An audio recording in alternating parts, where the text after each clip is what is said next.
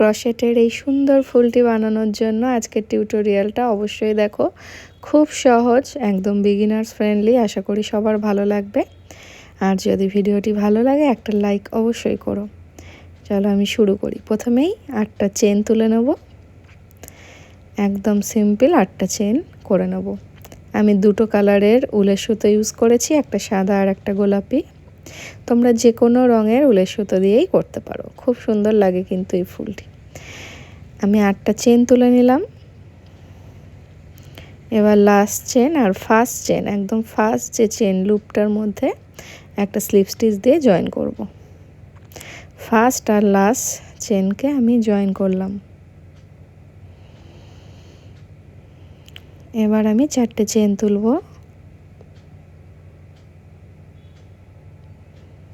দিয়ে আমি 3টে ট্রিপল ক্রোশে করে নেব।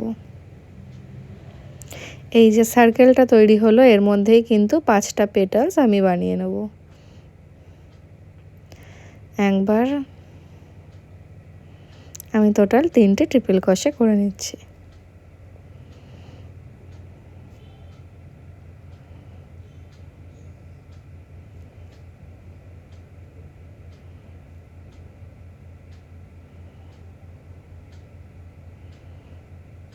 তিনটে ট্রিপল ক্রোশে হয়ে গেল।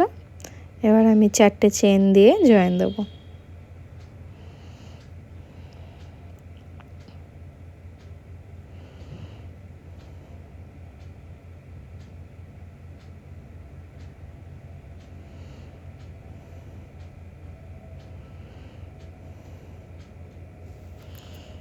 আমি পরের পেটালসটা একটু করছি, আশা করি তোমরা বুঝতে পেরেছো, খুবই সহজ। আমি বাকিগুলো অফ ক্যামেরায় করে নিচ্ছি, কারণ ভিডিও তো অনেক বড় হয়ে যাবে না। তো আমি টোটাল 5টা পেটালস করে ফিরে এলাম।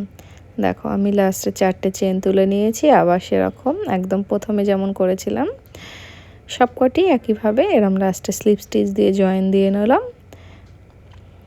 তারপরে একটা চেন তুলবো। দেখো এই যে কাজের সুতোটার সাথে একটা জয়েন দিয়ে একটা চেন তুলে কেটে দেবো, ঠিক আছে।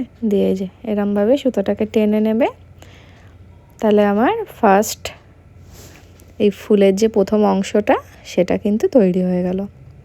দেখো ভীষণ সুন্দর ইভেনভাবে তৈরি হয়েছে। এবার আমি পিঙ্ক সুতোটাকে জয়েন দেব কিভাবে, দেখো প্রথমে আমি একটা স্লিপ নট দিয়ে নেব। একদম সিম্পল যে স্লিপ নট দেয় সেই নট দিয়ে নিলাম।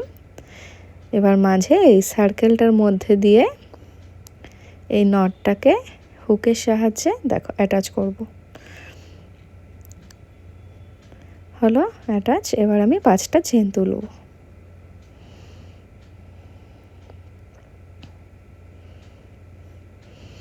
এবার এই যে ভালো করে দেখো, দেখিয়েছি। এই যে প্রত্যেকটা এই যে লুপের মাঝখানটায়, এই যে প্রত্যেকটা যে ট্রিপল ক্রোশেটের মাঝখানে একটা একটা করে যে পেটালসের মাঝে ফাঁকা জায়গাটাতে একটা করে হাফ ডাবল ক্রোশে আমি দিচ্ছি। এই দুটো কালারের সুন্দর একটা দেখো কম্বিনেশন তৈরি হচ্ছে। একটা করে হাফ ডাবল ক্রোশে দিয়ে নিচ্ছি।